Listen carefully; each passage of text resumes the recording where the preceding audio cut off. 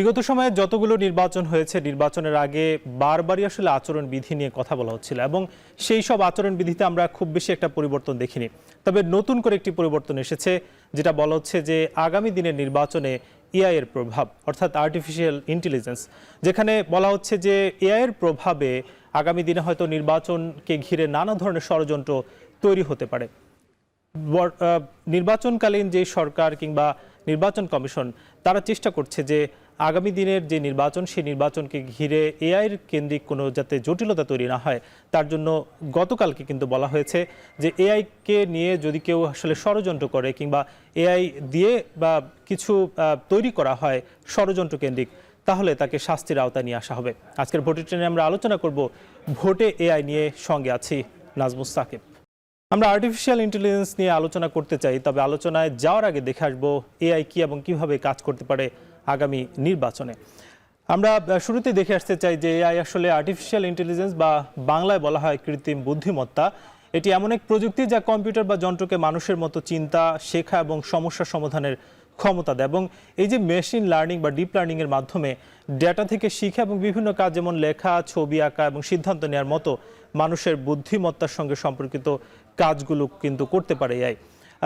AI আসলে পরবর্তীতে কিভাবে এই যে নির্বাচন সামনে আছে সেখানে কাজ করছে, বলা হচ্ছে যে ব্যক্তি বা দলের প্রচারের ক্ষেত্রে কিন্তু এআই কাজে লাগছে আমরা দেখতে পাচ্ছি, এবং বিপক্ষ দলের প্রতি এক প্রকার অপপ্রচারও কিন্তু সামাজিক যোগাযোগ মাধ্যমে দেখা যাচ্ছে। এবং ডিপফেকের মাধ্যমে ভুল তথ্য যেটা শেয়ার, সেটা কিন্তু বিগত সময় দেখা যাচ্ছে সামনে নির্বাচন ঘিরে সেটা আরও বাড়তে পারে বলে শঙ্কা আছে। এবং এমন ভিডিও তৈরি যা নির্বাচনকে বাধাগ্রস্ত করে, সেটা আসলে বিগত সময়েও কিছু ভিডিওতে আমরা দেখেছি। এবং সাম্প্রতিককালে ইসি কিন্তু বেশ কিছু প্রস্তাবনা দিয়েছে, যেখানে বলা হচ্ছে যে নারীদের সাইবার বুলিং রোধ করার ব্যাপারে প্রস্তাবনা দেওয়া হয়েছে এবং ড্রোন বা কোয়াডকপ্টার বা এ জাতীয় যন্ত্র ব্যবহার করা যাবে না বলে আচরণবিধিতে বলা হয়েছে। এবং বিদেশে কোনো প্রার্থীর পক্ষে সশরীরে প্রচারণা না চালানো এবং এআই ব্যবহার করে মিথ্যাচার বা অপপ্রচার চালালে শাস্তির বিধানও কিন্তু রাখা হচ্ছে। এসব বিষয় নিয়ে আমরা আলোচনা করব, দেখছেন ভোটের ট্রেন। এর বিষয়ের আলোচনার জন্য যুক্ত আছেন স্টুডিওতে প্রযুক্তি বিশেষজ্ঞ আরিফ মঈনুদ্দিন, এবং সরাসরি আমাদের সঙ্গে যুক্ত আছেন সাবেক নির্বাচন কমিশনার জেসমিন টুলি। দুজনকেই স্বাগত জানাচ্ছি। আমরা একটু আরিফ ভাইয়ের কে দিয়েই শুরু করতে চাই, যেহেতু আপনি প্রযুক্তি নিয়ে কাজ করছেন দীর্ঘদিন ধরে এবং সম্প্রতিকালে দেখছেন যে কৃত্রিম বুদ্ধিমত্তা নিয়ে একটা যেমন আমাদের মধ্যে উচ্ছ্বাস আছে, আবার এটা নিয়ে একটি ভয়ও কিন্তু তৈরি হয়েছে। যেহেতু বলা হচ্ছে যদি ফেব্রুয়ারিতে নির্বাচন হয়, সেই নির্বাচনের আগে আমরা ব্যাপক হারে কিন্তু এআই এর যে কন্টেন্ট সেগুলো সামাজিক যোগাযোগ মাধ্যমে দেখছি, সেটা নিয়ে আসলে কি মনে হয় যে এই যে এআই এর যেটা আসলে তৈরি হচ্ছে সাম্প্রতিককালে, আগামী নির্বাচনকে কি আসলে বাধাগ্রস্ত করতে পারে কিনা, কি মনে হয়? আমি আপনাকে স্মরণ করিয়ে দিতে চাই, এর আগে যে পরপর দুইটা নির্বাচনে এই এআই এর ব্যবহার হয়েছে এবং নির্বাচনকে প্রভাবিত করার জন্য এআই এর ব্যবহার হয়েছে এবং সেখানে ডিপফেকের ব্যবহার হয়েছে। এখন প্রযুক্তি যেহেতু আগাচ্ছে, আমাদেরকে কিন্তু সেটার সাথে অ্যাডপ্ট করতে হবে।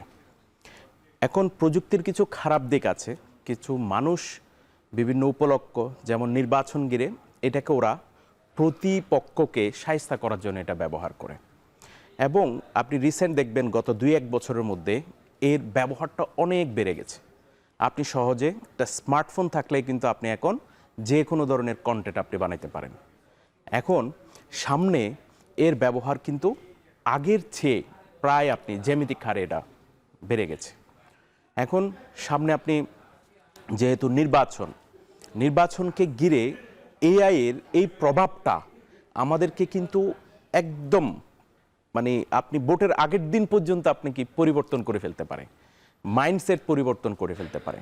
এখন আমরা সাধারণত কোনো জিনিস যাচাই করি না, একটা কন্টেন্ট, একটা অডিও হতে পারে, ভিডিও হতে পারে বা একটা ছবি হতে পারে, এটা কিন্তু আমরা চিন্তা করি না এটাকে আসলে এআই দিয়ে বানানো না আসলে এটা অরিজিনাল।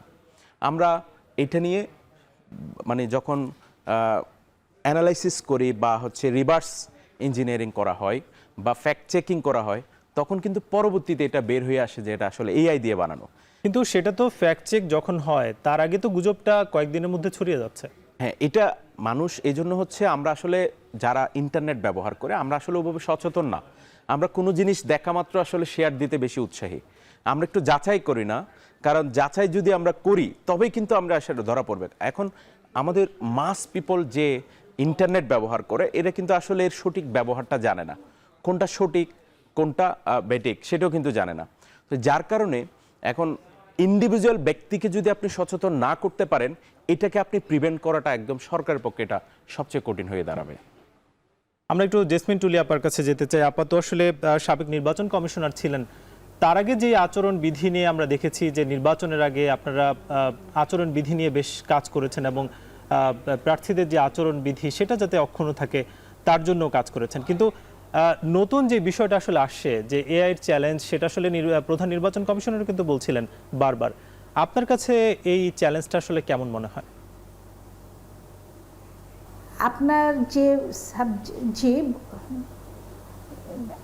যে সাবজেক্টটা যে নির্বাচনী প্রচারণায় এআই ব্যবহার করে কন্টেন্ট তৈরি করবে, আসলে কোনো কিছু নষ্ট হয়ে গেলে বা ডিজাস্টার যদি হয়ে যায় তারপরে ব্যবস্থা নেওয়া চাইতে সেটা জানিয়ে না হয় তার আগে ব্যবস্থা নেওয়াটাই আমার কাছে মনে হয় যুক্তিযুক্ত। কারণ আপনি যদি শুধু ইলেকশন কমিশন যদি কতগুলো রূপরেখা ঠিক করে যে প্রার্থী এবং রাজনৈতিক দলগুলো সোশ্যাল মিডিয়াতে যে সমস্ত প্রচারণা দিবে তার প্রত্যেকটা কন্টেন্ট ইলেকশন কমিশন দ্বারা ভেটিং করাতে হবে প্রথমেই, 1 নম্বর কন্ডিশন। এবং যে প্রার্থী বা রাজনৈতিক দলের পক্ষে যদি কোনো ব্যক্তি বা কর্মী বা সমর্থক কেউ যদি অন্য কোনো প্রার্থী বা অন্য কোনো রাজনৈতিক দল বা গোষ্ঠীর বিরুদ্ধে তার চরিত্র হনন করে যা নির্বাচনকে প্রভাবিত করবে বা ভোটারদের প্রভাবিত করবে এরকম কোনো কিছু যদি আমাদের সোশ্যাল মিডিয়াতে ছাড়ে তার দায়ভার ওই ব্যক্তিকে, ওই কর্মীকে অথবা ওই সমর্থককে নিতে হবে। সাথে যিনি বেনিফিট হবে ওর কারণে যে প্রার্থী বা যে রাজনৈতিক দল বেনিফিট হবে তাকেও দায়ী করা। আসলে প্রথমে নীতিমালাগুলো তৈরি করে ফেলতে হবে এবং একটা সময়সীমা বেঁধে দিবে যে রাজনৈতিক দল এবং যারা প্রার্থী হতে চান তারা এত তারিখের মধ্যে আপনারা সোশ্যাল মিডিয়ায় যে প্রচারণা করবেন তার কন্টেন্ট ইলেকশন কমিশনকে জমা দিতে হবে। কিন্তু একটা জিনিস কি আপা, আপনি কি চ্যালেঞ্জ হিসেবে দেখেন কিনা? আমরা তো দেখি যে আমাদের যারা নেতারা আছেন তাদের সামাজিক যোগাযোগ মাধ্যমে একটা বড় অংশ ফলোয়ার আসলে থাকেন। তো নির্বাচনের দিন এমন ধরনের কোন একটি ছবি যদি তাদের থেকে পোস্ট করা হয় সেটা কি আসলে খুব বেশি একটা ম্যাসাকার তৈরি করতে পারে না, কি মনে হয়? না, এটা তো ম্যাসাকার তো অবশ্যই করবে। এটা পুরো ফলাফল মানে ভোটের ফলাফলকে পরিবর্তন করে দেওয়া যায় এআই ব্যবহার করে। যে কোনো প্রার্থী বা যে কোনো রাজনৈতিক দলকে একেবারে মানুষের মাইন্ডসেটটাই চেঞ্জ করে দিতে পারে।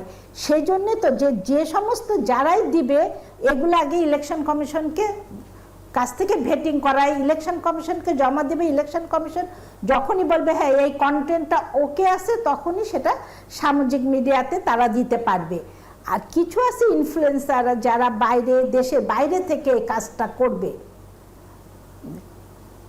এরকম ক্ষেত্রে যেটা ইলেকশন কমিশন তার নীতিমালায় আনতে পারে যে ওই প্রচারণার ফলে যিনি বেনিফিট পাবে সে বেনিফিশিয়ারিকে ধরা এবং যিনি করছেন। আসলে আমাদের নির্বাচনী আচরণ বিধিমালাতে এই প্রথমবারের মধ্যে কিন্তু সামাজিক যোগাযোগ মাধ্যম ব্যবহার করে প্রচারণার বিষয়টা ইলেকশন কমিশন আনছে। এটা একটা কিন্তু বড় ধরনের চ্যালেঞ্জের মুখে কমিশন পড়বে এবং ভোটাররাও বিভ্রান্ত হয়ে পড়বে। সেই জন্যে কিন্তু আগাম সতর্কতা না নিলে কিন্তু নির্বাচনের অনেক বড় ধরনের গ্রহণযোগ্যতা নিয়ে প্রশ্ন উঠবে।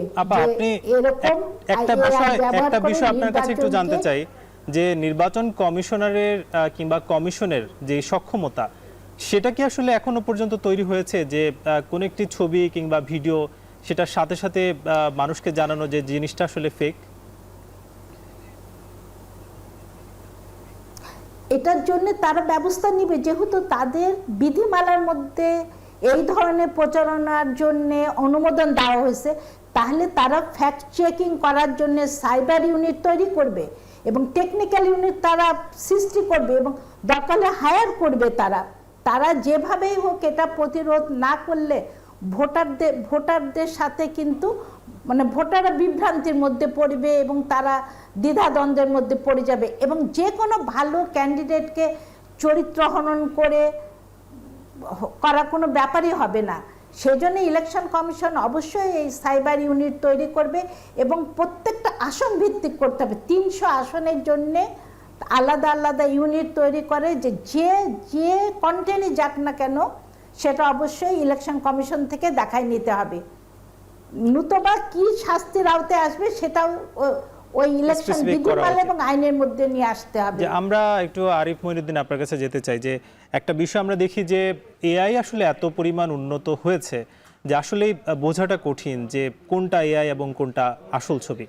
তো আপনার কি মনে হয় না যে কোন একটি যদি ডিপফেকের মাধ্যমে যদি ছবিটি ছড়ানো হয় সেক্ষেত্রে সেইটাকে আসলে ডিটেক্ট করার মতো সরকারের আসলে সেই ধরনের প্রযুক্তি থাকা উচিত কিংবা আছে কিনা, কি মনে হয়? আচ্ছা, আমি ম্যামের কথার সূত্র ধরে বলতে চাই, আসলে ডিফেক্টটা হচ্ছে মানে গত নির্বাচনে আমি নিজে পেয়েছি এরকম ভুক্তভোগী যারা নির্বাচনের আগের দিন এই ডিফেক্টটা ছড়িয়ে দিয়েছে। এখন কিন্তু 10 দিন আগে ছড়াবে না, নির্বাচনের ঠিক একদিন আগে বা আগের রাত বা হচ্ছে 2 দিন আগে, তখন কিন্তু নির্বাচন কমিশনের কিন্তু কিছু করার থাকে না। এবং এই কাজটা করে কিন্তু থার্ড পার্টি বা হচ্ছে যিনি নির্বাচন করেন বা যিনি প্রার্থী তিনি কিন্তু শেয়ার করেন না, শেয়ার করে তার আশেপাশে সাঙ্গপাঙ্গরা। তো এই ক্ষেত্রে এই জিনিসটা উনি ইগনোর করে যেতে পারে যে এটা তো আমি করি নাই। তো এখন ডিফেক্ট হচ্ছে আপনার মিথ্যাকে সত্য বানিয়ে দেওয়া একটা প্রযুক্তি যেটা আর্টিফিশিয়াল ইন্টেলিজেন্স ব্যবহার করে হয়।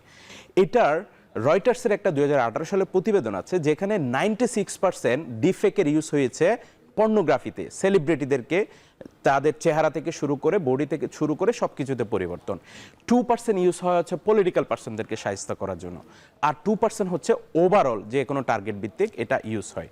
তো আপনার এই ডিফেক্ট ইউজ করার জন্য আপনার সহজে বানাইতে পারবে যে কেউ, একজন ব্যক্তি সহজে যে কোনো একটা ডিফেক্ট বানাইতে পারবে, তার কাছে এটা সহজ একদম। সে যদি আজকে নতুন কম্পিউটার ব্যবহার করে, সে একটু যদি ঘন্টা দুয়ে ঘাটাঘাটি করে, সে কিন্তু নিজে বানাইতে পারবে।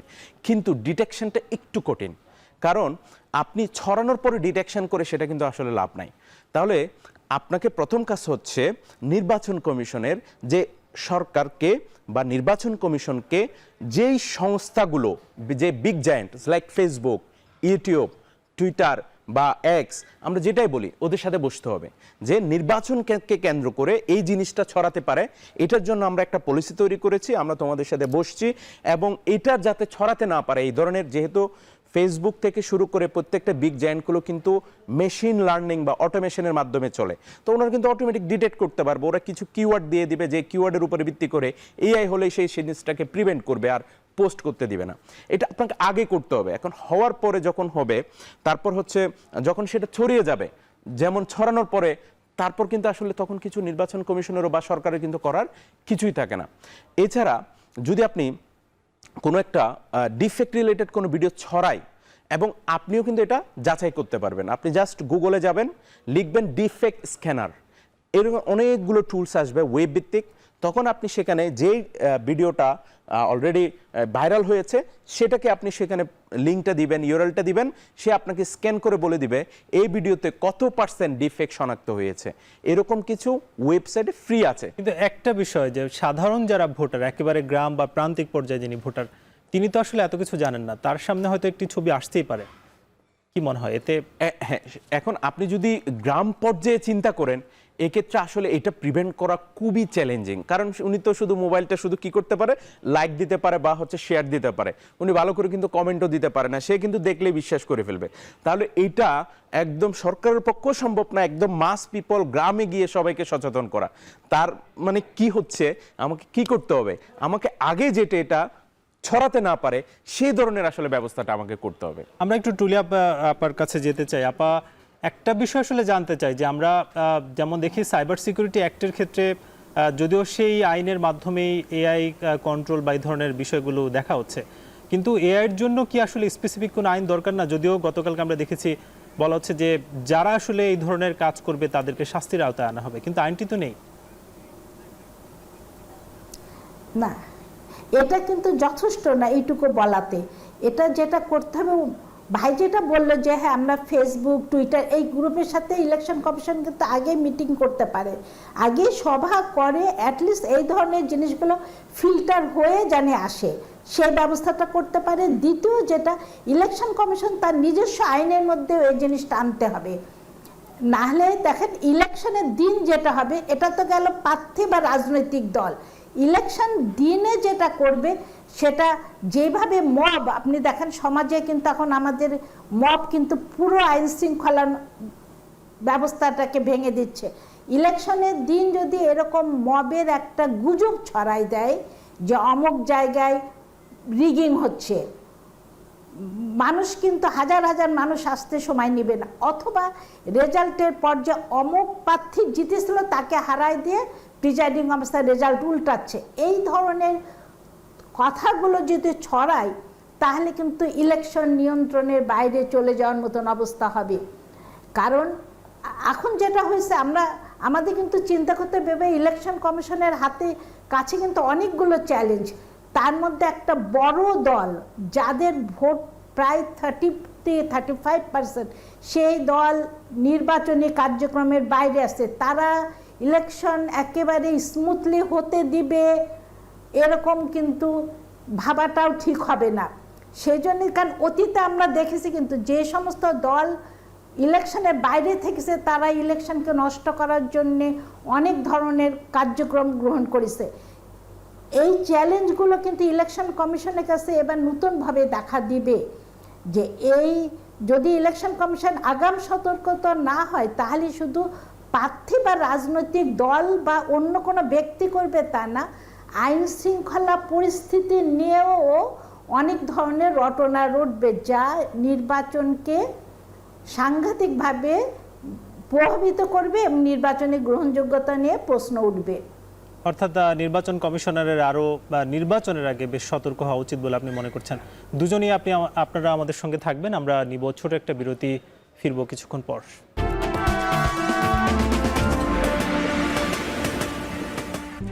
RICL TMX, যুগের পর যুগ স্থাপনা থাকে মজবুত।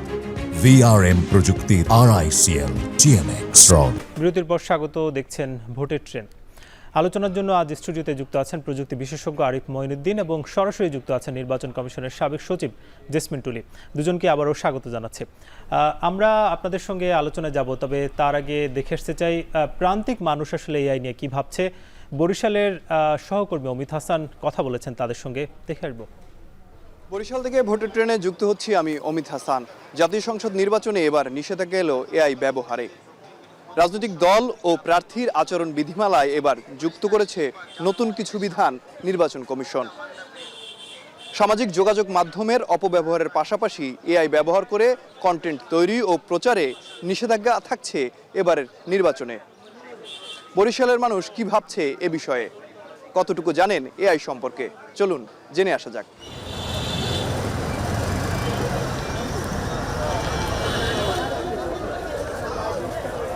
যে মানুষ যেটা জানে না, শোনে না, বোঝে না, অথচ তার নামে একটা অনেক মব তৈরি করার জন্য অনেক কিছু তৈরি করে ফেলে, এটা আসলে আমাদের সমাজ ব্যবস্থা উচিত না। কিন্তু বাংলাদেশের নির্বাচন কমিশন এটা নিষেধাজ্ঞা এনে থাকে, আমি তাদের সাধুবাদ জানাই। নির্বাচনের প্রেক্ষাপটে ক্ষতির কারণ হতে পারে এই ব্যাপারে আমি তেমন জানি না, তবে জানি যে এটা ডুপ্লিকেট করতে পারে, যে কোনো একটা জিনিস অবিকল নকল করা যায়। যেহেতু এইটা থেকে অনেক সময় তরুণ সমাজ অনেক কিছু বিকৃতি করে, তবে আমাদের বাংলাদেশের প্রেক্ষাপটে নির্বাচনের টাইমে আপনার এআইটা দরকার হবে না। ভিন্ন ভিন্ন বয়সের মানুষের এআই প্রযুক্তির ব্যবহার নিয়ে ভিন্ন ভিন্ন প্রতিক্রিয়া।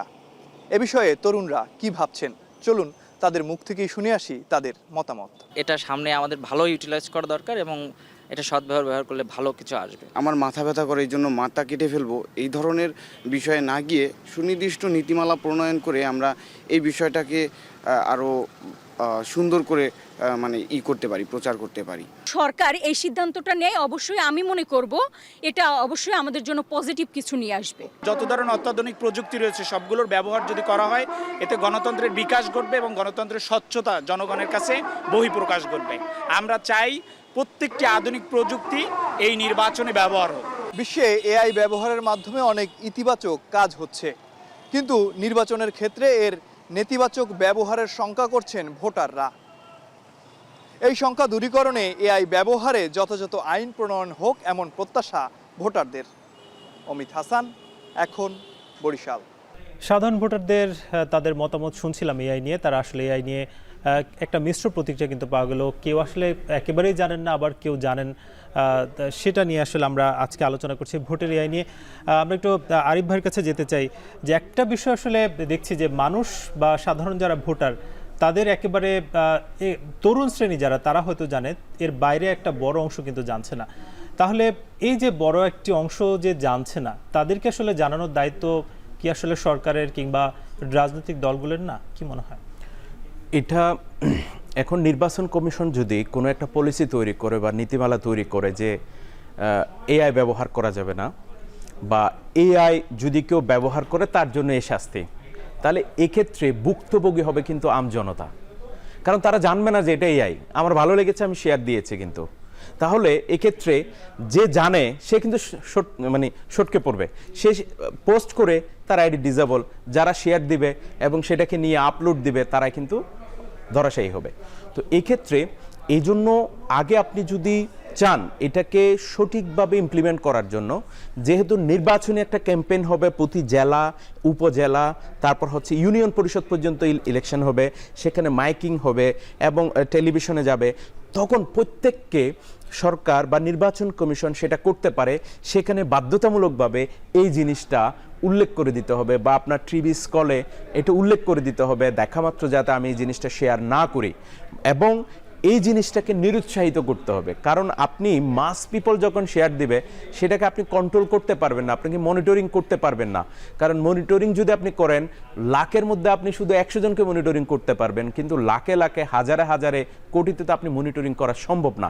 তো সেক্ষেত্রে এটার জন্য আসলে একদম হঠাৎ করে এসে যদি আমি বলি যে এটা করলেই কিন্তু আপনার জরিমানা, এটা করলে আপনার জন্য শাস্তি হবে, এটা আসলে করা উচিত হবে না।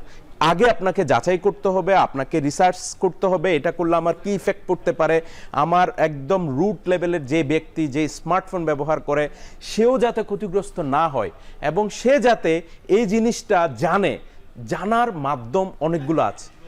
তো সরকার যদি চায় এটা সম্ভব, যেহেতু আপনার প্রত্যেকটা গ্রামে পর্যন্ত আপনাকে এখন সবার স্মার্টফোন আছে, স্মার্টফোনের মাধ্যমে এসএমএসের মাধ্যমে এসএমএস দিতে পারে, আপনার টিভিতে স্ক্রল করতে পারে, নির্বাচনে যে ক্যাম্পেইন হবে সেখানে বাধ্যতামূলক এই ধরনের সতর্কতা জারি করতে পারে, এই সব কিছু। এবং যারাই হচ্ছে প্রার্থী হবেন, প্রার্থীদেরকে এই জিনিসটা তাদের ইশতেহারে উল্লেখ করে দিতে হবে। তখন কিন্তু আপনি চাইলে মাস পিপলকে না হলেও অন্তত আপনি অনেক মানুষকে রিচ করতে পারবে।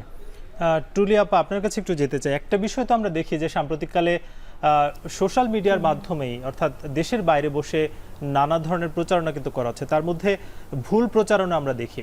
তো আগামী নির্বাচনকে ঘিরে দেশের বাইরে থেকে যে এই ধরনের কোনো ষড়যন্ত্র হবে না, কিংবা সেগুলো আমাদের সাধারণ যারা ভোটার আছেন তারাই শেয়ার করবে না, সেটা আসলে মানে আটকানোর কি কোনো ব্যাপার আপনি দেখেন কিনা? আচ্ছা, আসলে নির্বাচনে ভোটার আমাদের দেশে 12 কোটির উপরে, 12.5 কোটি যদি ধরি। এখানে প্রার্থী এবং রাজনৈতিক দল। আসলে এই দায়িত্ব শুধু ইলেকশন কমিশন বা সরকার নিলে কিন্তু এত বড় সমস্যার সমাধান বের করা সম্ভব না। এটা রাজনৈতিক দলগুলোকে এবং প্রার্থীকে নিতে হবে। এটা যেটা হবে, যে সমস্ত রাজনৈতিক দল নির্বাচনে অংশগ্রহণ করবে তাদেরও তাদের ইশতেহার, তাদের প্রচারণা, তাদেরইতেও কিন্তু এই জিনিসগুলো থাকতে হবে। মানে তারাও কিছুটা দায়িত্ব নেবে। শুধুমাত্র ইলেকশন কমিশন যে করতে পারবে আমার কাছে তা মনে হয় না। আর এটা বড় চ্যালেঞ্জ হবে যে দেশের ভিতরে এবং দেশের বাইরে দুই জায়গা থেকে এটা হতে পারে নির্বাচনকে ভণ্ডুল নস্যাৎ করে দেওয়ার জন্য এই ধরনের প্রোপাগান্ডা চালাতেই পারে। আপনি দেখেন এই আমাদের ইউনিভার্সিটিগুলো যেসব নির্বাচন হচ্ছে সেখানে সাইবার বুলিংয়ে নারী প্রার্থীরা হচ্ছে, শিক্ষিত তারা শিক্ষিত মানুষ এবং শিক্ষিত ছেলেমেয়ে ইয়াং, সেখানেও কিন্তু এআই ব্যবহার করে সাইবার বুলিংয়ের অনেক সমস্যা দেখা দিচ্ছে। এই জিনিসগুলো সেই জন্য সবার যৌথভাবে যদি এটার প্রতিকার না করা যায় শুধুমাত্র ইলেকশন সেক্ষেত্রে কি মানে আন্তর্জাতিক সংস্থা যারা আছে আইন প্রয়োগকারী সংস্থা ইন্টারপোল থেকে শুরু করে তাদের কি সহযোগিতাটা আসলে আমাদের নেওয়া উচিত কিনা এই নির্বাচনে? প্রথমে সহযোগিতা নেওয়ার দরকার আমাদের হলো ফেসবুক, টুইটার, যেসব যে সোশ্যাল মিডিয়া যেই আছে তাদের সাথে ইলেকশন কমিশন বসে সমস্যাটা কিভাবে সমাধান বের করা যায় এটা তারা আমার মনে হয় বসলে বের করতে পারবে। তারপরে করতে পারবে যে এরকম বড় ধরনের হুমকি কোথা থেকে আসতে পারে। আসলে আমাদের গোয়েন্দা মনে হচ্ছে না যে আমাদের গোয়েন্দা সংস্থাগুলো কাজ করছে। দেখেন আজকেও আমরা যদি বলি 2-3টা কিন্তু মবের সৃষ্টি হয়েছে, এই যে মাজার কেন্দ্রিক বেশ, তারপরে এই ধরনের মবগুলো তার মানে সৃষ্টি হচ্ছে। যদি আমাদেরও গোয়েন্দা সংস্থাগুলো যদি অ্যালার্ট থাকতো তাহলে কিন্তু এই মবটা হতো না, কারণ এটা প্রতিনিয়তই হচ্ছে। সেই জন্য আমাদের ইলেকশন কমিশন, সরকার এবং যদি আন্তর্জাতিক সংস্থার সাহায্য নেওয়া প্রয়োজন হয়, কারণ এটা আমাদের মনে রাখতে হবে এইবারকার ইলেকশন আমাদের মোটামুটি মানে আন্তর্জাতিক মানের কাছাকাছি নির্বাচন যদি আমরা না করতে পারি, সেই যদি বিগত দিনের মতনই যদি নির্বাচন হয় তাহলে কিন্তু এই যে এত মানুষ যে জীবন দিল, এত ইয়াং ছেলেপেলে, এই সব কিছুই কিন্তু বৃথা যাবে। সেই জন্যে এবার আগে থেকে বারবারই কিন্তু সবাই সতর্কবাণী করছে যে এবার ইলেকশন নিয়ে অনেক ধরনের ষড়যন্ত্র সুযোগ সৃষ্টি হয়েছে এবং করবেও। সেই জন্য আগাম সতর্কতা বিষয় একটু জানতে চাই আপনার কাছে, যেমন গতকাল নির্বাচন কমিশনের থেকে বলা হচ্ছিল যে নারীদের সাইবার বুলিং রোধে আসলে তারা কাজ করবে। আমরা তো সাম্প্রতিককালে যে ডাকসুর থেকে শুরু করে যে বিশ্ববিদ্যালয়গুলোতে নির্বাচন হচ্ছে সেগুলোতে বারবারই অভিযোগ করা হচ্ছে যে নারীদের প্রতি যে সাইবার বুলিং সেটা হচ্ছে। আগামী নির্বাচনকে ঘিরে সেই ধরনের ব্যাপারটি কি আপনি দেখতে পান কিনা? আসলে দেখেন ডাকসু নির্বাচন মানে ইউনিভার্সিটির যে সমস্ত নির্বাচন হচ্ছে আমাদের সব ইউনিভার্সিটিগুলো, সেগুলো কিন্তু জাস্ট আমাদের জাতীয় নির্বাচনের আগাম দিয়ে বেশ কিছু মেসেজ কিন্তু ওখান থেকে আমরা পাবো যে আসলে নির্বাচনে কি ধরনের হয়। তার মধ্যে একটা সাইবার বুলিং আছে, দ্বিতীয় আর একটা জিনিস আছে যে নারীর অংশগ্রহণ কম আছে, এগুলো কিন্তু আমাদের জাতীয় নির্বাচনে প্রতিফলন ঘটবে। সেই জন্যে সাইবার বুলিং যে জাতীয় নির্বাচনে ঘটবে না এটা কিন্তু তা না, ওখানেও ঘটবে। যদি সেরকম স্ট্রং কোনো মহিলা নারী থাকে, নারী ক্যান্ডিডেট থাকে, অবশ্যই তাকে অনেক বেশি প্রতিকূলতার মধ্যে দিয়ে যেতে হবে। আপনি থাকবেন, আরিফ মহিউদ্দিন আপনার কাছে একটু আমরা যেতে চাই যে সব মিলিয়ে হয়তো 5 থেকে 6 মাস নির্বাচনের বাকি, এই যে অল্প সময় বাকি সেই সময়ের মধ্যে আসলে কি আমরা প্রযুক্তিগত যে সক্ষমতা কিংবা এআই এর যে অপব্যবহার সেগুলো কি রোধ করার জন্য যে টিমগুলো করা, কিংবা আপাও বললেন যে একেবারে জেলা ওয়ার্ডে যে টিমগুলো সেগুলো করা, সেটা কি আসলে করা সম্ভব কিনা, কি মনে হয়? এটা একটু চ্যালেঞ্জিং, তবে চাইলে সম্ভব। কারণ এখন আপনার যদি নির্বাচন কমিশন যেহেতু প্রতিটি জেলা পর্যায়ে প্রতিটা জেলা প্রশাসক, প্রতিটা পুলিশ সুপার কার্যালয় বা যেহেতু একটা ইনফ্রাস্ট্রাকচার ওয়েতে ওনারা কাজ করবে, ওনাদের পক্ষে চাইলে কিন্তু এই সচেতনতা এখন থেকে এটা করা সম্ভব। এছাড়া মানে যদি বাইরের সংস্থা বা big giant company Facebook, YouTube তাদের সাথেও আসলে বসা সম্ভব। এবং হচ্ছে কারণ এক্ষেত্রে আপনি দেখবেন ভিতর থেকে মানে দেশের মধ্যে গুজবের চেয়ে বাইরে থেকে কিন্তু গুজবগুলো আসলে বেশি ছড়ানো হবে। তো এগুলো আপনি আসলে কন্ট্রোল করতে পারবেন না। হ্যাঁ, বাইরে বিভিন্ন দেশে এখন সে যে কোনো দেশ থেকে এটা করতে পারে। তাহলে আপনি দেশেরটা কন্ট্রোল করলেন কিন্তু বিদেশেরটা আপনি কন্ট্রোল করলেন না, তখন এটা আপনার জন্য আরও বেশি চ্যালেঞ্জিং হয়ে যাবে। তো সেক্ষেত্রে সরকারেরও উচিত হবে যে বাইরের যে বিগ জায়েন্টগুলো তাদের সাথে আমরা চুক্তিভিত্তিক করতে পারি, বা কারণ ওই দেশের যে ল বা তাদের সাথে একটা মিউচুয়াল ট্রিটি আমরা করতে পারি, বা আমরা কোনো সংস্থা হতে পারে। একটা বিষয় যেমন আপনি বলছিলেন যে ফেসবুক, ইউটিউব থেকে বা গুগল যে বড় জায়ান্ট কোম্পানিগুলো আছে তাদের সঙ্গে যদি আমরা সরাসরি আসলে যোগাযোগটা করি, সেটা কি সাথে সাথে এখন রেসপন্সটা পাচ্ছি নাকি কয়েকদিন দেরি হচ্ছে? না, সাথে সাথে বলতে কি, আপনি চাইলেও যে কোনো সময় আপনি বসতে পারবেন, কারণ এখন তো আসলে প্রযুক্তি এমন হয়ে গেছে যে আপনি ভার্চুয়ালি বসে ফেলতে পারেন। এবং তাদের সাথে এখন সরকারের বা বিটিআরসিরও একটা কিন্তু ভালো যোগসূত্র হয়েছে, যেটা আগে এভাবে ছিল না। এখন দিন যত যাচ্ছে এখন কিন্তু ভালো একটা যোগসূত্র হয়েছে, সামনে হয়তো আরও বেশি হবে। তো এখন সেক্ষেত্রে এখন থেকে এই জিনিসটাকে আরও বেশি জোরালোভাবে হচ্ছে এটা অবস্থানে যেতে হবে যে আমাদের সামনে নির্বাচন, এটাকে কেন্দ্র করে আমাদের এখানে প্রতিফলিত হতে পারে, না হলে আমাদের বিকল্প ব্যবস্থা আমরা তৈরি করতে বাধ্য হব। সেই জন্য তাদেরকে উপরে প্রেশার তৈরি করতে হবে, কারণ যদি প্রেশার তৈরি না করে তাহলে কিন্তু এই জিনিসটাকে কন্ট্রোল করা খুব চ্যালেঞ্জিং হয়ে যাবে সরকারের পক্ষে। দুজনকেই ধন্যবাদ, আপনারা আমাদেরকে ভোটের ট্রেনে সময় দিয়েছেন এবং অসংখ্য ধন্যবাদ। আমাদের সঙ্গে যুক্ত ছিলেন প্রযুক্তি বিশেষজ্ঞ আরিফ মঈনুদ্দিন এবং সরাসরিও যুক্ত ছিলেন নির্বাচন কমিশনের সাবেক সচিব জেসমিন টুলি। আমরা নিব ছোট একটা বিরতি, ফিরব কিছুক্ষণ পর।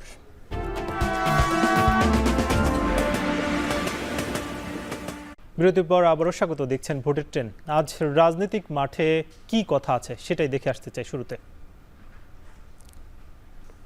একটি মায়াবী মানবিক বাংলাদেশ চান, যেই দেশে প্রত্যেকটা মানুষ মানুষকে সম্মান করবে এবং ভালোবাসবে, আর জীবন দিয়ে নিজের দেশের স্বাধীনতা এবং সার্বভৌমত্ব রক্ষা করবে।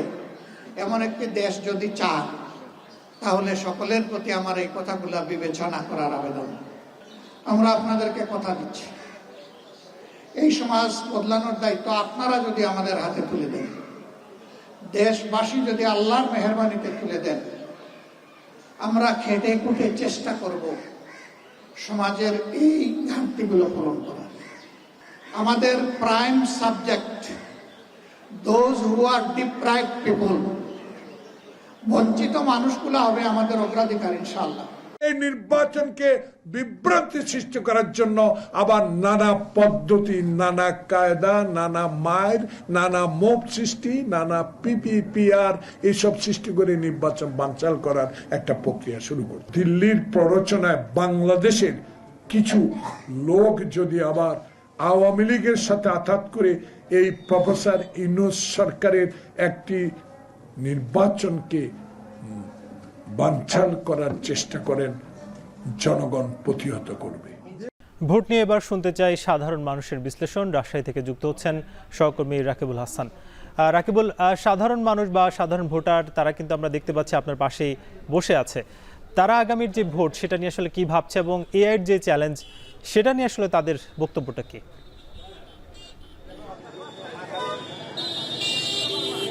সাকিব, আসলে রাজশাহীর এই যে সোনাদিঘি এলাকা, এখানটাতে আমরা দেখি যে পুরো সড়ক জুড়েই কিন্তু লোকজন বসে থাকেন এবং এখানে এলাকাবাসীরা তারা কিন্তু এই যে চায়ের আড্ডায় তাদের যে গল্পের মূল যে বিষয়বস্তু থাকে সেটি কিন্তু আসলে আসন্ন জাতীয় সংসদ নির্বাচন। আমরা আসলে কিছুক্ষণ আগেও খেয়াল করছিলাম যে তারা এই বিষয়গুলো নিয়ে কথা বলছিলেন এবং আমাদের কথা বলার আগেই তারা না নিজেদের আসলে মন্তব্যগুলো করছিলেন। আমরা একটু তাদের কাছ থেকেই আসলে একটু শুনতে চাই এই বিষয় নিয়ে আসলে তারা কি ভাবছেন, কি নিয়ে আসলে এত কথা হয় তাদের। এবং সাকিব, একটা মজার ব্যাপার যে আসলে এই যে জাতীয় নির্বাচন সেইটি আসলে কেমন দেখতে চান তারা, সেটা একটু জানবো। একটু আমাদেরকে বলবেন যে আসন্ন যে জাতীয় সংসদ নির্বাচন সেইটা আসলে কেমন দেখতে চান আপনারা? আমরা শান্তিপূর্ণ নির্বাচন চাই, সুষ্ঠু এবং সুন্দরভাবে নির্বাচনটা পরিচালনা করুক সরকার, এই সরকার, এটা আমরা চাই এবং ভালোভাবে যাই আমরা ভোটটা দিতে পারি আমাদের পছন্দীয় প্রার্থীকে, এটা আমাদের কাম্য। সাকিব, আসলে এই রকমই আসলে সব জায়গার মন্তব্য যে আসলে তারা ভোট দিতে চান এবং এই ভোট নিয়ে তাদের যে ভাবনা, সেই ভাবনার জায়গায় প্রার্থী আসলে কি ধরনের আচরণ করবে এবং তিনি আসলে কেমন হবেন সেটা একটু জানতে চাইবো।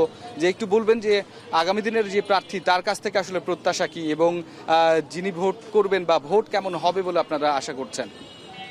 আসলে বিগত দিনগুলো যেগুলো আমরা নির্বাচন আসলে হয়নি বললেই চলে, আমরা সেই পরিবেশে আর আমরা ফিরে যেতে চাই না। আমরা চাই আগামীর বাংলাদেশ এমন একটি সরকার গঠন হোক, এমন একটি পরিবেশ তৈরি হোক, নির্বাচনের মাধ্যমে সরকার গঠন হোক। সেই নির্বাচনটা হতে হবে একটি সুষ্ঠু, সুন্দর, নিরপেক্ষ নির্বাচন, যে নির্বাচনের মাধ্যমে আমরা আমাদের এলাকার পছন্দের প্রার্থীকে আমরা যেন তাকে ভোট দিয়ে নির্বাচিত করতে পারি, যেন আমাদের এলাকার তার কাছ থেকে আমরা সকল সমস্যার সমাধান যেন আমরা পাই। সেই কারণে আর সেই প্রার্থীকে অবশ্যই আমরা চাইবো সে বিনয়ী, সে দুর্নীতিমুক্ত, সে সন্ত্রাসকে প্রশ্রয় দেয় না, পেশি শক্তিকে প্রশ্রয় দেয় না, তার কোনো ক্লেম না, আমরা এই ধরনের প্রার্থীকে আমরা। ধন্যবাদ আপনাকে। আসলে সাকিব, এই যে নির্বাচন কেমন হবে সেটি যেমন প্রত্যাশা আছে, একই সাথে কিন্তু এখানে যারা আছেন তারা কিন্তু এটাও বলছেন যে আসলে এবারে নির্বাচন কমিশন যে নীতিমালাগুলো দিয়েছে, যে নিয়মগুলো দিয়েছে, আমরা একটু সেই সম্পর্কে জানবো যে আসলে নির্বাচন কমিশন তো এবার প্রার্থীদের পোস্টার, তারপরে হচ্ছে আসলে বিলবোর্ড ব্যবহার এবং পলিথিনের ব্যবহার, এই সমস্ত ক্ষেত্রে নানা ধরনের বিধিনিষেধ দিয়েছে, সেগুলোকে কিভাবে দেখছেন? আসলে আমাদের দেশ হলো, দেশে যে অবস্থা পরিস্থিতি এখন বর্তমানে, আপনার সময় সময় বৃষ্টি হচ্ছে, কখন বৃষ্টি হচ্ছে কখন শুকনা, এটা আমরা বুঝতে পারছি না। আর শীতের মধ্যে যেহেতু ভোট হবে, কুয়াশার একটা ব্যাপার আছে। যদি কাগজের পোস্টার দেয় তাহলে হয়তো কুয়াশাতে ছিঁড়ে যাবে, একটা ব্যাপক খরচের ব্যাপার আছে নির্বাচনে। আমরা সেটাও চাই না। আবার যে পরিবেশ নোংরা হয় এটাও চাই না আমরা। প্রার্থী যেন তার নির্ধারিত একটা সিস্টেম করে দেয়, আমাদের সরকার মানে যারা তত্ত্বাবধানে আছে তারা যেন একটা সুষ্ঠুভাবে এটার একটা নীতিমালা দেয়, যে নোংরাও যে না হয় এবং পোস্টার গেলে যেন ছিঁড়েও না পড়ে। তাদের একটা খরচের ব্যাপারে যে শহরের মধ্যে আমার মতে আপনার ব্যাপকভাবে প্রচার করার কোনো কারণ নাই, যে যেখানে নোংরা কোনো পরিবেশ হবে তার ঝোলানো কি মানে শক্ত কোনো দড়ি তারের পুড়ে দেওয়া, এগুলো নিষেধ। অর্থাৎ সংস্কারের চিন্তা আসলে যারা সাধারণ ভোটার আছেন তাদের মধ্যেও আছে, যে আসলে পরিচ্ছন্ন নগরী রাজশাহী, এবং একই সাথে শুধুমাত্র রাজশাহী নয়, দেশব্যাপী আসলে পরিচ্ছন্ন থাকা প্রয়োজন। যার কারণে আসলে এই যে নির্বাচনের নতুন নিয়ম, সেগুলোকে আসলে তারা প্রার্থীদের সাথে আসলে এই পরিবর্তনটা আসুক সেটাও চাচ্ছেন। আমরা একটু জানতে চাইবো এবারে যে আসলে প্রার্থী একাধিক থাকবে বা একাধিক দল থাকবে, সেই ক্ষেত্রে আসলে তাদের এই যে মিটিং মিছিল বা প্রচারণা, এই সমস্ত ক্ষেত্রে কি ধরনের অবস্থা দেখতে চান? আমরা নতুন বাংলাদেশে সর্বপ্রথম চাই যে বাংলাদেশে সাধারণ জনগণের নিরাপত্তা দিয়ে যেন ভোটটা হয়। সাধারণ জনগণ সুষ্ঠু শান্তিপূর্ণ নির্বাচন চাই এবং নির্বাচনটা উৎসবমুখর পরিবেশেই হতে হবে। সেই সাথে এটাই বলতে চাই যে আমাদের শহর কিংবা দেশে আর কোনো বিশৃঙ্খলা, হানাহানি, রক্তক্ষয় এদেশের মানুষ আর দেখতে চায় না। আজকে বাংলাদেশের 50 বছর স্বাধীনতার 50 বছর পূর্তি আমরা অনেক আগেই পালন করেছি, কিন্তু আমরা এই হানাহানির রাজনীতিটা বন্ধ চাই। এই হানাহানির রাজনীতি যেন নিপাক যায়। সবাই সুষ্ঠু শান্তিপূর্ণভাবে যেন নির্বাচনে অংশগ্রহণ করে এবং যে প্রার্থী যোগ্য, যিনি সাধারণ জনগণের পছন্দের প্রার্থী, তিনিই যেন নির্বাচিত হয়। এবারে আরেকটা বিষয় যেটি যুক্ত হয়েছে, দর্শক আপনারাও হয়তো জানেন যে নির্বাচন কমিশন বলেছে যে সাধারণ মানুষ যেটা বোঝে যে আসলে কম্পিউটারের মধ্য দিয়ে আসলে ছবির বিকৃতি করা, অর্থাৎ নানা জিনিস তৈরি করা, যেটাকে আসলে বলা হচ্ছে যে এআই এর মধ্য দিয়ে আসলে এইটার সামাজিক যোগাযোগ মাধ্যমে একটা অস্থিরতা তৈরি করার ব্যাপারে একটু আসলে এখানে যারা আছেন তাদের কাছ থেকে জানতে চাই যে এই বিষয়গুলোকে আপনারা কিভাবে নেন, বা আসলে কিভাবে প্রার্থীদের আসলে এই ক্ষেত্রে সচেতন হওয়া উচিত। একজন প্রার্থী আরেকজনের নামে আসলে কুৎসা রটানো, এগুলোকে কিভাবে দেখেন? আচ্ছা, এই সামাজিক যোগাযোগ মাধ্যমে বা কম্পিউটার মাধ্যমে একটি কথা বললেন, এআই একটি অ্যাপস তৈরি হয়েছে, এটার মাধ্যমে কিছু ভিডিও বানানো যাচ্ছে। আমরা দেখছি সামাজিক যোগাযোগ মাধ্যমে, আমরা যেহেতু ফেসবুক, ইউটিউব ব্যবহার করি, আমরা দেখতে পাচ্ছি এখানে প্রচারণার, আমি একটা নির্বাচন কমিশনের প্রচারণা করা যাবে না এরকম একটা নির্দেশনা এসছে, ঠিক আছে, কিন্তু এটা এটা করা যাবে না এটাও যেমন ঠিক আছে, কিন্তু প্রার্থীদের বিরুদ্ধে কিছু ফেক আইডি বা ভুয়া আইডি দিয়ে বিভিন্নভাবে বিভিন্ন জনকে নিয়ে যে খারাপ কুৎসা রটনাগুলো হচ্ছে এই এআই এর মাধ্যমে করছে, এটাকে রোধ করাটাই হচ্ছে মূল কারণ। প্রার্থী প্রচার করবে ভালো কিছু, আমি ভালো কিছু প্রচার করব, সেটা কোনো আপত্তি নাই, কিন্তু আপনার এগেনস্টে আমি একটি এআই এর মাধ্যমে একটি নোংরা ভিডিও তৈরি করে সেটা ফেসবুকে ছেড়ে দিচ্ছি বা ইউটিউব বিভিন্ন চ্যানেলে ছেড়ে দিচ্ছি, সেটাই কিন্তু রোধ করতে হবে নির্বাচন কমিশনকে। সঠিক প্রচারণা রোধ করাটা যতখানি না মুখ্য বিষয়, তার চেয়ে মুখ্য বিষয় হচ্ছে মিথ্যা তথ্য, মিথ্যা ভিডিও বানিয়ে প্রচারণা করা, এটাকে আপনার কথা বুঝতে পেরেছি। আসলে সাকিব এবং দর্শক আপনাদেরকে বলে রাখি একেবারে শেষ মুহূর্তে, সেটি হচ্ছে যে আসলে অনেক সময় আমরা দেখেছি স্থানীয় আঞ্চলিক নির্বাচন কর্মকর্তারা বলে থাকেন তাদের লোকবল কম। তো এক্ষেত্রে আমরা একটু আপনার কাছ থেকে জানতে চাইবো যে যেই বিধিবিধানগুলো আসলে নির্বাচন কমিশন করছে সেটি মানার জন্য স্থানীয় পর্যায়ে লোকবল বৃদ্ধি বা এটার তদারকি কতটুকু দেখতে চান? ততটুকুই আমরা সাধারণ জনগণ আমরা চাই সকল সময়তেই যেন ভোটটা সুন্দর সুষ্ঠুভাবে যেন হয়, এবং মূল লক্ষ্য থাকবে রিটার্নিং অফিসারদের।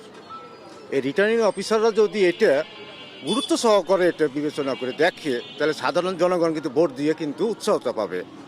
এখানে কারচুপি হবে না, কালক্ষেপণ হবে না, অনেক ধরনের অনিয়ম হবে না, এবং শান্তিশিষ্টভাবে এই নির্বাচন হলে দেশের মানুষ, দেশের যে আশা আকাঙ্ক্ষা এই বিগত বছরের এই পেশিবাদ সরকার যেভাবে নিয়ন্ত্রণ করেছে এটা আর কখনো দেখবে না। আপনাকে অসংখ্য ধন্যবাদ আমাদেরকে মতামত দেওয়ার জন্য। সাকিব, আমরা আসলে শুনছিলাম যে রাজশাহীর যারা ভোটার আছেন তারা মূলত বলছেন যে তারা আসলে শান্তি চান, তারা এমন একটা নির্বাচন চান যেই নির্বাচনটি খুব শান্তিপূর্ণ প্রক্রিয়ার মধ্য দিয়ে নির্বাচনের এই যে নানা আচার আচরণ এবং প্রচারণার যে নানা বিধি নিষেধ সেগুলো আসলে মেনে চলার পাশাপাশি আঞ্চলিক যে নির্বাচন কমিশন সেটিকে শক্তিশালী করা এবং একই সাথে প্রার্থী যারা আছেন তাদের যে নিজেদের আসলে সংস্কার করা বা দলীয়ভাবে তাদের যে নানা ধরনের সিদ্ধান্তগুলো সেগুলো সংস্কারের মধ্য দিয়ে একটি শান্তিপূর্ণ পরিচ্ছন্ন এবং পরিবেশ বান্ধব একটা ভোট হবে, যেই ভোট আসলে এই অঞ্চলের মানুষের আসলে প্রতিনিধিত্ব করবে এবং যেটি কিনা আসলে এই পুরো দেশের ওপরে একটি ভালো প্রভাব নিয়ে আসবে এবং ইতিবাচক একটি সাড়া ফেলবে, সে তেমনটাই আসলে তারা চাচ্ছেন। তো সাকিব, এই ছিল রাজশাহী থেকে আমার কাছে সর্বশেষ। রাকিবুল হাসান, অসংখ্য ধন্যবাদ, আপনি সাধারণ ভোটারদের কথা শুনেছেন। আমরা আজকে কথা বলছিলাম মূলত ভোটে এআই নিয়ে, যেখানে আসলে আলোচনা হচ্ছিল যে আগামীর যে নির্বাচন সেই নির্বাচনের আগে এআইকে আসলে নিয়ন্ত্রণ কিভাবে করা যায় কিংবা একটি আইনের কাঠামোর মধ্যে কিভাবে আনা যায়, এবং সারা দেশে আসলে নির্বাচন কমিশনারের পক্ষ থেকেই যে বিশেষজ্ঞ নিয়োগ সেটা আসলে করে কিভাবে এআইকে নিয়ন্ত্রণ করা যায় সে বিষয়ে আসলে বারবার পরামর্শগুলো আসছিল, এবং এর মাধ্যমে একটি সুষ্ঠু নির্বাচন কিন্তু আগামী দিনে মানুষ চাচ্ছে বলেই সেটা জানা যাচ্ছিল। আজকের মতো ভোটের ট্রেন আমরা শেষ করব, আগামীকাল নতুন কোনো বিষয়ে আলোচনা হবে। শুভরাত্রি।